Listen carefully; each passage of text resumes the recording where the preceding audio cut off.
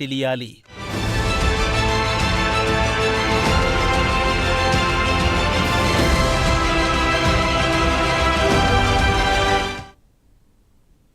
Israel military గాజాపై నిరంతర దాడులు కొనసాగిస్తోంది. గత 24 గంటల నుంచి గాజాలోని రెసిడెన్షియల్ ఏరియాపై దాడులు చేస్తోంది.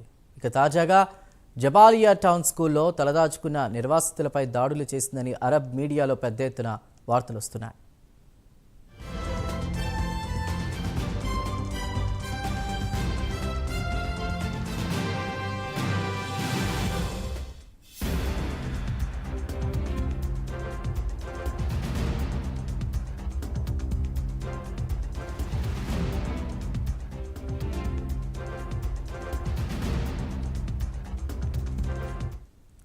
ప్రత్యక్ష సాక్షుల కథనం ప్రకారం ఉత్తర గాజా ఆకాశంలో దట్టమైన పొగ కనిపిస్తోంది. దీనికి ప్రధాన కారణం జబాలియా టౌన్లోని రెఫ్యూజీ క్యాంప్ను ఇజ్రాయెల్ నేలమట్టం చేయడమే. ఇజ్రాయెల్ దళాలు బలవంతంగా నిర్వాసితులను అక్కడి నుంచి ఖాళీ చేయించాయి. ఇక ఇజ్రాయెల్ మిలిటరీ తాజాగా రెసిడెన్షియల్ హోమ్స్ను బుల్డోజర్ల ద్వారా నేలమట్టం చేస్తున్నాయి.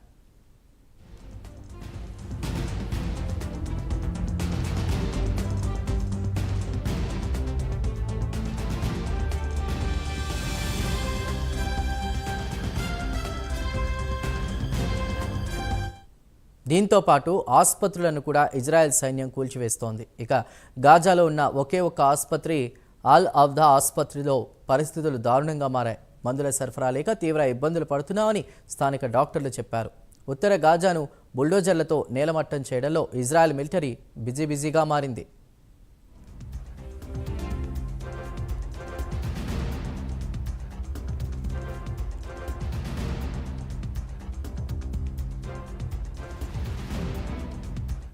జబాలియా పట్టణం చుట్టుపక్కల ఉన్నటువంటి చిన్న చిన్న గ్రామాలను కూడా ఇజ్రాయెల్ సైన్యం నేలమట్టం చేసిందని అరబ్ మీడియాలో పెద్ద ఎత్తున వార్తలు వస్తున్నాయి.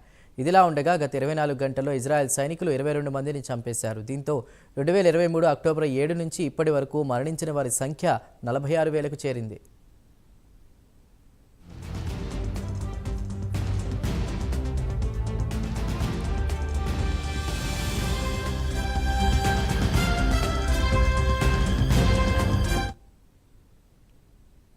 ఎట్టకేలకు లెబనాన్కు కొత్త ప్రెసిడెంట్ దొరికాడు.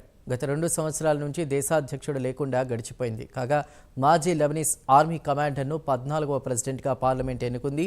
61 ఏళ్ల జోసెఫ్ ఔన్ కొత్త ప్రెసిడెంట్గా బాధ్యతలు స్వీకరించారు. అయితే అంతకుముందు ప్రెసిడెంట్గా పనిచేసిన మైకెల్ ఔన్ను కానీ కొత్తగా వచ్చిన జోసెఫ్ ఔన్కు ఎలాంటి సంబంధమూ లేదు. అయితే లెబనాన్ పార్లమెంట్ ఇప్పటికే 12 సార్లు సమావేశమై ప్రెసిడెంట్ను ఎన్నుకోవాలని చూసి విఫలమైంది. తాజాగా పార్లమెంటు సమావేశమై జోసెఫ్ ఔన్ను ప్రెసిడెంట్గా ఎన్నుకుంది. ఇక కొత్త ప్రెసిడెంట్ ముందున్న సవాళ్లేంటో ప్రత్యేక కథనంలో ఓలుక్కేద్దాం.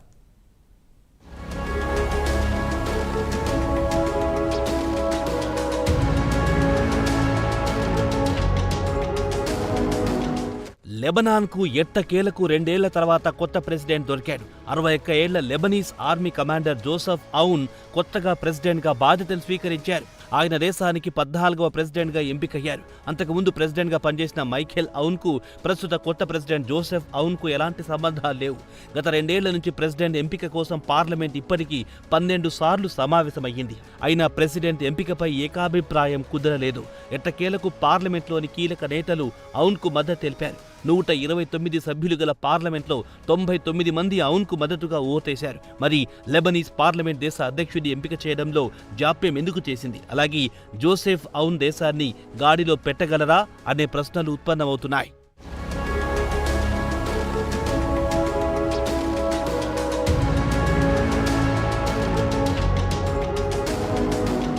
ఇక ఔన్ విషయానికి వస్తే 1964లో బీరూట్ ఉత్తర శివార్లోని సిఎన్ఎల్పిలో జన్మించారు. 2017లో లెబనాన్ ఆర్మీ కమాండర్గా పనిచేసినప్పటి నుంచి ఆయన పేరు దేశంలో మారుమోగిపోయింది. అలాగే దేశ అధ్యక్షుడి విషయానికొస్తే ఔన్ తెగకు చెందిన మారోనైట్ క్రిస్టియన్ కమ్యూనిటీకి చెందిన వారే పనిచేశారు. ఇక ఔన్ అధికార లెబనీస్ ఆర్మీ బయోగ్రఫీ చూస్తే 1983లో లెబనీస్ సివిల్ వార్ జరుగుతున్నప్పుడు ఆయన మిలిటరీ అకాడమీలో చేరారు. అంచెలంచెలుగా ఎదుగుకుంటూ ఆర్మీలో ఉన్నత స్థానానికి చేరుకున్నారు. ఇక ట్రైనింగ్ విషయానికొస్తే విదేశాల్లో శిక్షణ కూడా తీసుకున్నారు. అమెరికాలో కౌంటర్ టెర్రరిజంలో శిక్షణ పొందారు. లెబనాన్లో 3 సార్లు మెడల్ ఆఫ్ వార్ దక్కించుకున్నారు. దీంతో పాటు ఆయనకు లెక్కలేనన్ని మెడల్స్ దక్కాయి. ఇక శిక్షణ పొందిన తర్వాత ఆయన ఆగస్టు 2017లో లెబనీస్ ఆర్మ్డ్ ఫోర్సెస్ చీఫ్గా బాధ్యతలు స్వీకరించారు. వెంటనే ఐఎస్ఐఎస్ ఫైటర్స్ కు వ్యతిరేకంగా కౌంటర్ టెర్రరిజం ప్రారంభించారు. సిరియా, లెబనాన్ కొండ ప్రాంతంలో ప్రధానంగా క్రిస్టియన్ గ్రామాలున్న రాస్ బాలాలేక్, క్యూ, ఉత్తర బెక్కా వ్యాలీలో ఐసిస్ ను మత్తి కల్పించారు. దీంతో ఆయన పేరు మారుమోగిపోయింది.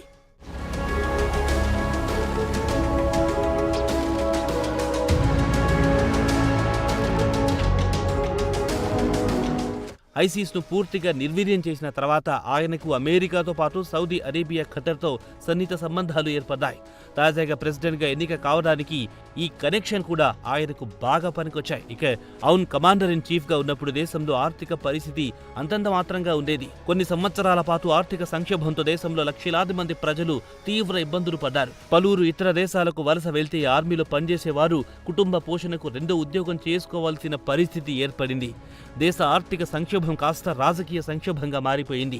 లెబనాన్ రాజకీయాల్లో చీలికలు ఏర్పడడం, వయసు పైబడ్డ రాజకీయ నాయకులు పూర్తిగా అవినీతిలో కూరుకుపోయి దేశాన్ని భ్రష్టు పట్టించారు. దీనికి తోడు పొలిటికల్ మిస్ మేనేజ్మెంట్ కూడా తోడు కావడంతో దేశం ఆర్థికంగా దివాలా తీసే స్థాయికి చేరుకుంది.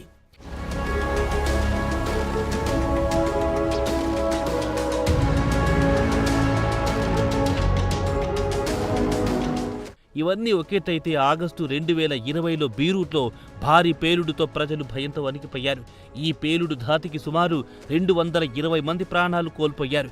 లెబనీస్ ప్రజలను కాపాడడంలో ప్రభుత్వం పూర్తిగా విఫలమైంది. దీంతో ప్రెసిడెంట్గా ఉన్న మైఖేల్ ఔన్ అక్టోబర్ 2022లో అధ్యక్ష పదవి నుంచి దిగిపోయారు.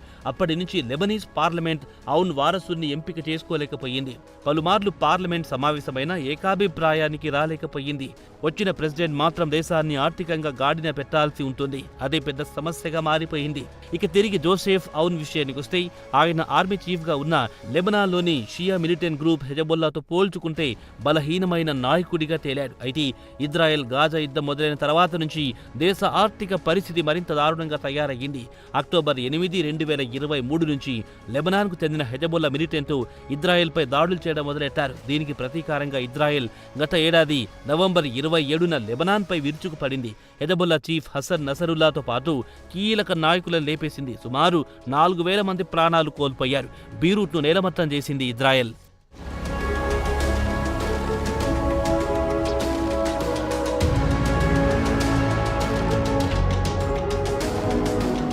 అయితే లెబనాన్లో పెద్ద ఎత్తున ఇజ్రాయెల్ విధ్వంసం సృష్టించిన చివరికి లెబనాన్ కొత్త ప్రెసిడెంట్ను ఎన్నుకోవడానికి అంతర్జాతీయంగానూ దేశీయంగా అందరూ హర్షించారు.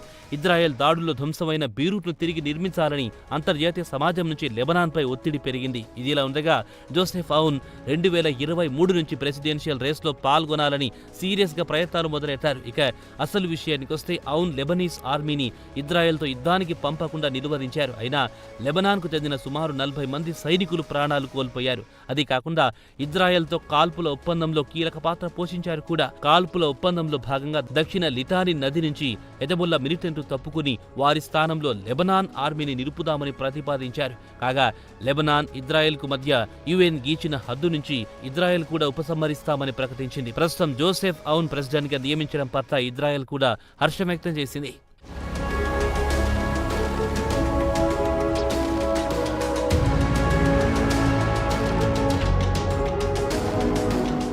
ఇక జోసెఫ్ ఔన్కు బయట నుంచి మద్దతుతో పాటు దేశంలోని అతనికి గణనీయంగా మద్దతు లభించింది.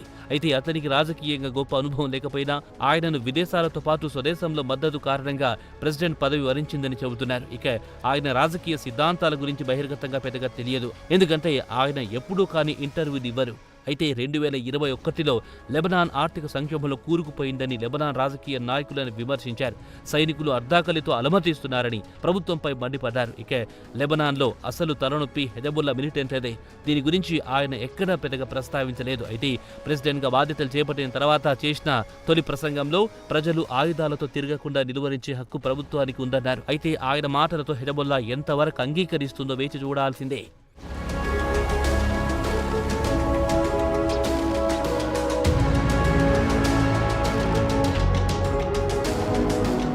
ఇక కొత్త ప్రెసిడెంట్ మాత్రం ఇజ్రాయెల్ దాడులు ధ్వంసమైన ప్రాంతాన్ని తిరిగి నిర్మిస్తామని చెప్పారు. ముఖ్యంగా దక్షిణ బీరూట్తో పాటు దహేహా శివార్లో కూడా నిర్మాణాలు చేపడతామన్నారు. అయితే ప్రెసిడెంట్ ఎంపికలో పార్లమెంట్ సభ్యులు ఒక్కతాటిపైకి రావడం హర్షించదగ్గ పరిణామమే. ప్రస్తుతం లెబనాన్ ఒకవైపు ఆర్థిక సంక్షోభంతో పాటు మరోపక్క ఇజ్రాయెల్తో కయ్యానికి కాలు దువ్వి చేతులు కాల్చుకుంది.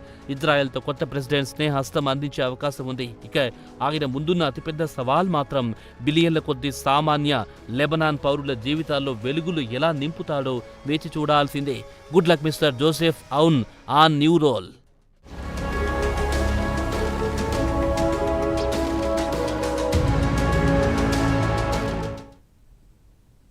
ఇవి వాల్టి నేషనల్ అండ్ ఇంటర్నేషనల్ న్యూస్. నమస్తే.